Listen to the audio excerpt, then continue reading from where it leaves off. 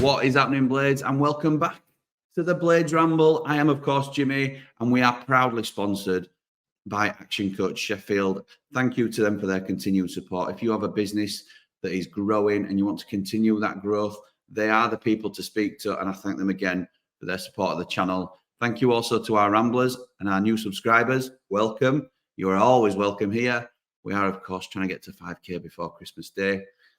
I'll also get, while we plug in, we're also up for Best New Content Creator at the FCAs.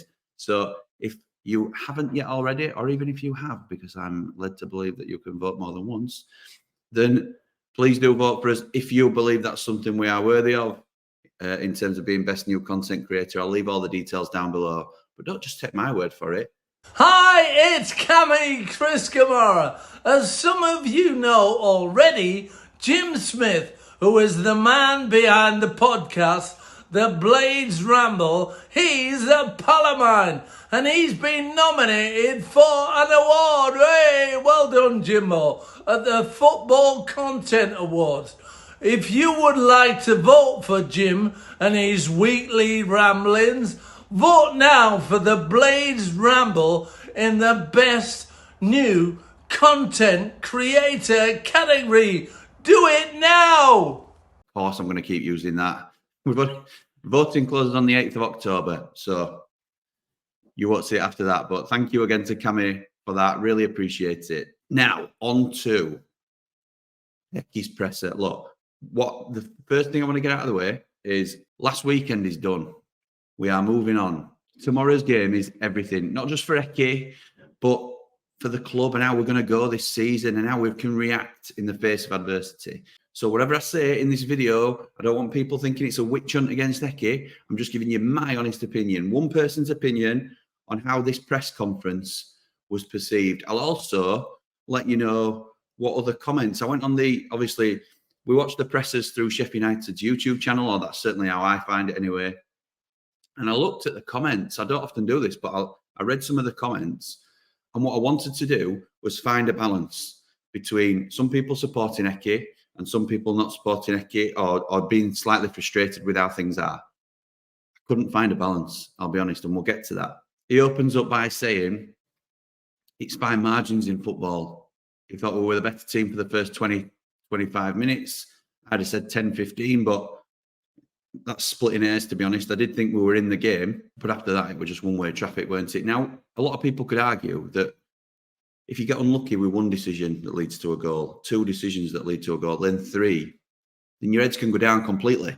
So once we're at 3-0, it's understandable, even if none of us like it, why heads go down and they think everything's going against us. So there is that argument as well. But what he was saying is, he was leaning more towards that, in my opinion, that it's fine margins in football, particularly at this level. So, okay, we'll take that, Hecky. He was asked about everybody sticking together at the club. Has he spoken to the owner? He says, yeah. Prince Abdullah was on the phone straight away after the game. He's not concerned about that. He's also spoken to Betis. No issues with regards to that.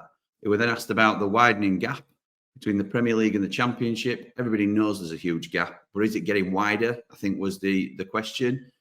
And he said that's no secret. You look at the three promoted clubs from the Championship, and none of us have got a win. It's no coincidence, really. It shows the difference in level. And we've all strengthened to a degree.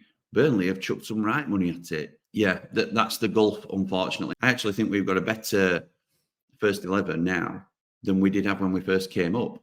But we've obviously started a lot worse because I think the gulf has, despite us getting better, the Prem's got even tougher. But what he did say on that was, look, we have focused on recruiting for the long term and we've secured the future of the football club, but we're not just going to give up, and we do want to stay in the division. And that, I think, was the most passion we got out of him all presser, to be honest. And that's not, I don't say that lightly, and I don't say that with any glee, because I want him to fight. I want this. I mean, I'm getting into it earlier than I wanted to, but this presser just, what you could look at it two ways. It appears to me that he's just not the sort of bloke that is come on, rah, rah, rah. And he'll manage and try and motivate in different ways. And that don't make him wrong, by the way. That don't make him wrong at all. It's just different to what I'm used to and what I would want. He's done a brilliant job for us. We can't forget that. And he has motivated the players and picked them up when they've been down in the past. You look at last season's performance after a really disappointing playoff loss. So I don't write him off completely at all. And despite what I might think is best for the club overall, he is our manager. He is our manager, whether that's for 1 game, 5 games, 10 games, 5 years. He gets our support, doesn't he? So at West Ham, we're all Sheffield United, like we are every time, but we're also well behind Hecky. We want this result. So then it came to Rob Staten, Radio Sheffield, not just because he's a friend of the channel, but I really rate as an interviewer because he asks what we want to know. And some people don't like it because they like Hecky and they don't want any sort of disruption and they feel it's disloyal to be asking direct questions. You know, if it were Chris Wilder under pressure, would I like somebody asking these sort of questions? Maybe not. But for somebody who has no real personal affiliation to Hecky, I want these questions asking. Johnny said on Shore and View, we can't forget, he played for Wednesday. He managed Barnsley. He managed Leeds. He's here to do a job. And that's absolutely, and he's done a great job. But he's not a Sheffield United fan. And he doesn't need to be. I'm not saying that either. But we can't expect the chest beating, come on, we're all blades. We can expect a hard-working manager who will do the absolute best he can.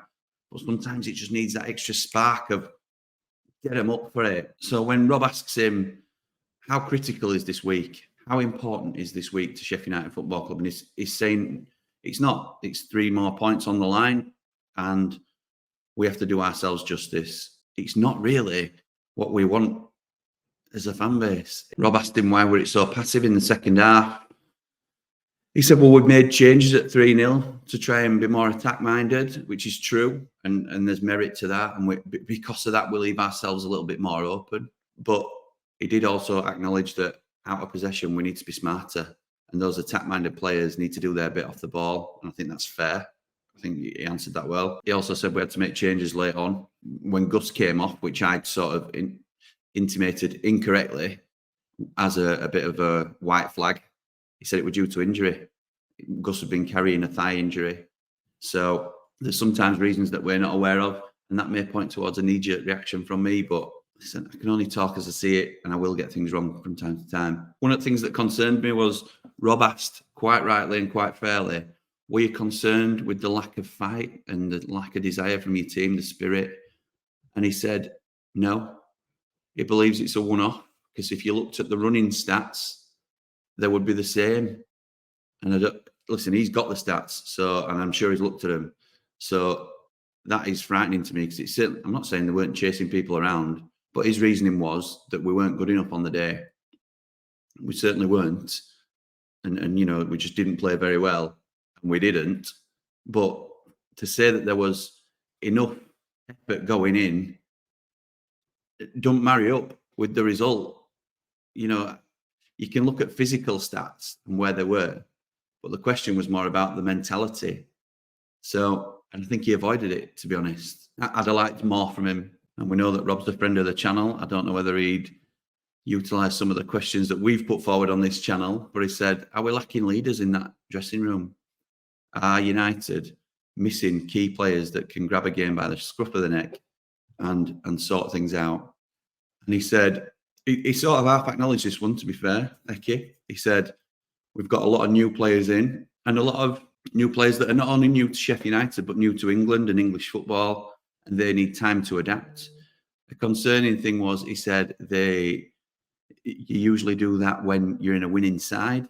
Well, we're certainly not. So what happens if we don't pick up another win for 3-4 games?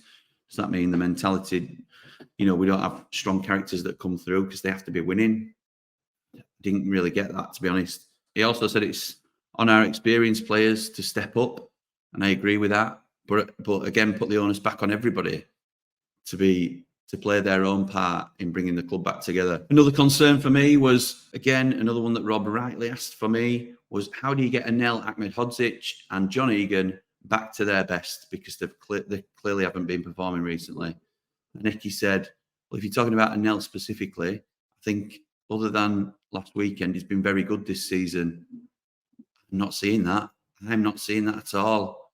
So listen, we talk about this all the time, don't we? It's all about opinions. And if he thinks Anel's been playing well, that's up to Hecky. But then I, as a fan, would question that, because I don't think Anel's played very well at all this season. And I'm a huge fan of Anel. I think he's definitely the potential to be a Premier League right centre-back or centre-back, however he's going to play in his career. But he hasn't started well, and we can't avoid that. Well, clearly Hecky can. Rob went on to ask, why have the key players dipped in form? And Hecky dismissed it with, well, everybody dipped last weekend, so you can't single out anybody in particular. Again, Rob leaning into his connections with the Ramble. I appreciate this, and I'm joking, obviously, but asked about these things happen comment. The post-game interview where Hecky said we've got to expect these things to happen. He sort of, not backtracked, that's the wrong word, but he sort of tidied it up by saying, look, these things are never acceptable. We can't take an 8-0 and not do anything about it. He says it can't happen, it shouldn't happen. He didn't understand why it did happen, because the preparation was the same for City and Spurs. He tidied it up by saying, look, it didn't sort of retract his comments, but again, I don't think you were pushed on why did you say these things will happen. I think we put that to bed now and move forward. Maybe it was just something that came out when emotions were high. This was an interesting one for me. It was asked, are the fans owed anything from you and the players? And he said, we owe ourselves. So listen, there's been a few comments about our fans, from our own fans, that we're entitled and that we expect this, that and other. I don't need an apology from anybody about that performance. What I want is somebody to acknowledge that they were really poor, and that the club, not necessarily the fans, but this club, it's not. The expectations are a lot higher than just rolling over and having your bellies tickled. So I don't need somebody to say I'm so sorry to the Sheffield United fans or whatever it might be. Although a lot of people have asked for that, I'm not one of them. But yeah, he said they owe it to themselves more than anything to right that wrong and sort of pick themselves up after that performance. He said, but ultimately it's another defeat. They've lost more games than this, this season. So they need to turn it around. It's particularly the manner of the defeat that they need to address, which is fair. He asked about West Ham, and he talked about their physical threat and their organisation under Moisey. They also talked about their strength from set plays. Obviously, you've got James Ward-Prowse now. That should strike the fear of God into us, because as we've talked about on the Ramble and it's been talked about elsewhere, we have conceded the most goals by a stretch from crosses this season. Palace are second worst with 3, and we are top with 9. So a good delivery into the box often results in a goal for the opposition. And yes, we should be concerned. So we'll see how we handle that tomorrow. When asked about injuries and any updates, he said, well, it's not an injury, is it? But he said McBurney's back. He also said that Hamer's fine now after his thigh problem. I don't know whether he's working through it or he's certainly available for the weekend. He also said, interestingly, that Hecky is back in training. So when you hear broken leg, you often think, oh my God, that's the best part of a season, surely. Well, he's back in training. So that's a positive to hear. Whether you think Hecky is an asset for us this season or not, it's a player that's in our 25 that's, let's be right, done great things for this football club, who is now on the mend. So it's good to have him there as an option. If he's going to be one of the 25, then let's get our numbers up in terms of who's available. So good stuff. Pleased for Hecky that he's back and hopefully on the way to a full recovery, which would be great to see. No mention of George Baldock, which was a concern to me because I think we're missing something without Georgie Boy in this team. But, we work with what we've got, don't we? Jayden Bogle's always been an able deputy, and I think that's what he is. I don't think there's a question mark over who's the better player anymore, but he's an able deputy. I just think he, like many others, to be honest, Bogle, hasn't played very well this season so far.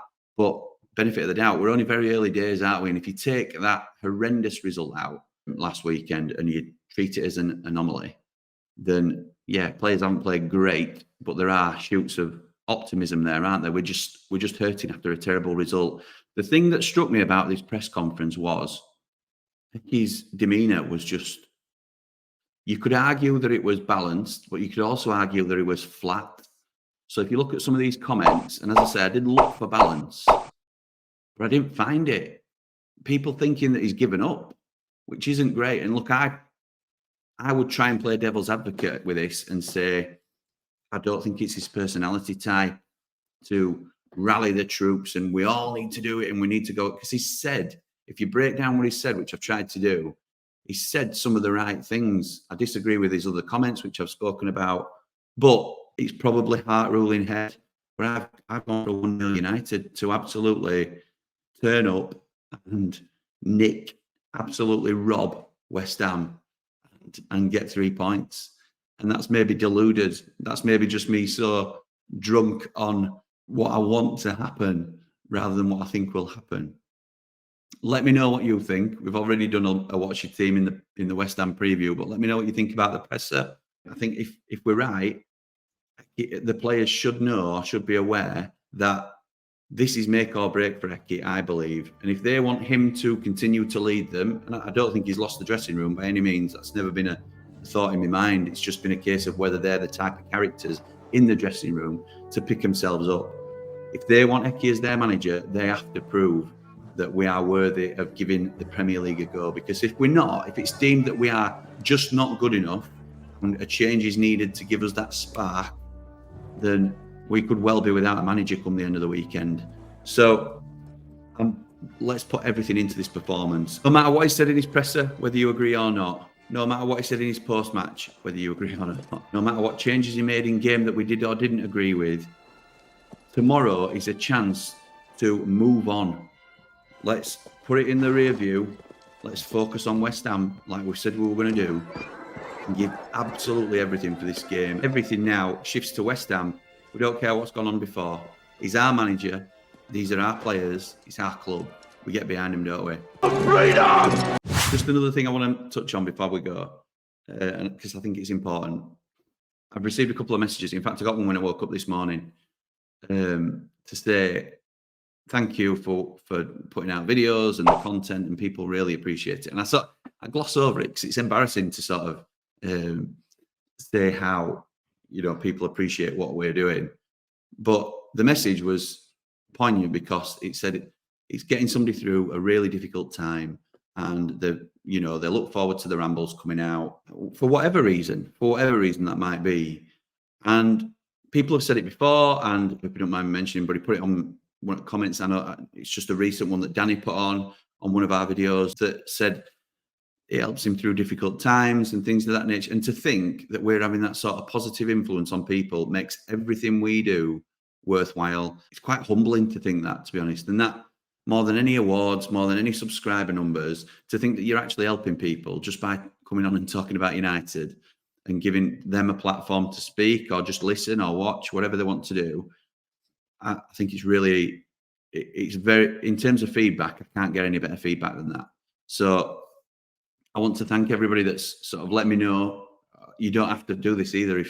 Even if it's positively affecting you, there's no cry for you to let me know if I'm helping you. Why I wanted to mention this was, what I don't want people to ever think is that they're on their own. So I struggle too. I've recently stopped taking my medication, and because I was feeling okay, but I was having side effects that I didn't like. And it's been a daft move, really, because I've crashed and I've felt really low the last few days. I am absolutely fine. This is not a cry for help to anybody. I will be fine. I know exactly what I've got to do. I have a plan in action. I'm going back to doctors today.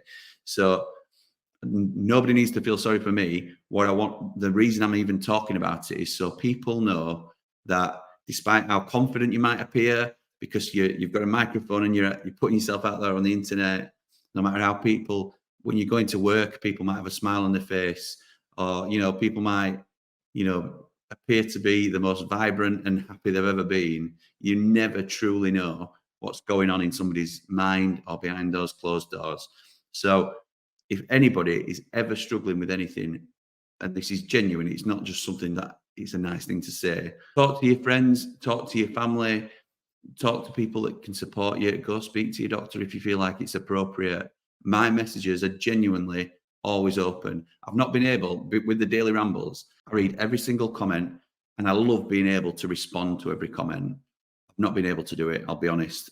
With the Daily Rambles, there's been no way I can keep up with everything in terms of responding to every comment. And I thank everyone that takes the time to comment, and I can guarantee you I read them all. But once we get back up and running and we've got a bit of a schedule in place, that will continue, because I want you to know that I'm acknowledging you. But if anybody messages me with a concern about how they are or anything like that, I'll always take the time to speak to you. I'm not saying I can help. I'm certainly no expert, but if you need someone to talk to, I'm always here, because we're in it together, aren't we? We don't just have to go through the ups and downs of Sheffield United together, do we? So again, thank you for your time. Thank you for watching the Ramble. I hope you don't feel like it's any sort of witch hunt against Hecky, because it's certainly not. I just have to highlight my concerns and be honest. But I'm behind him. Despite what my opinions are overall, he's my manager. He's the manager of my club. And I will back him until he's no longer the manager of our club. So nothing's changed in the way I feel about it, but I'll still back him because he's manager at Blades, isn't he? We need a result at the weekend, need it. And what a shot in the arm it would be. So let's get behind him, loud and proud. If you're going, if you're watching, or even just keeping your fingers crossed behind the sofa somewhere, come on, you red and white wizards. Up the Blades. Freedom!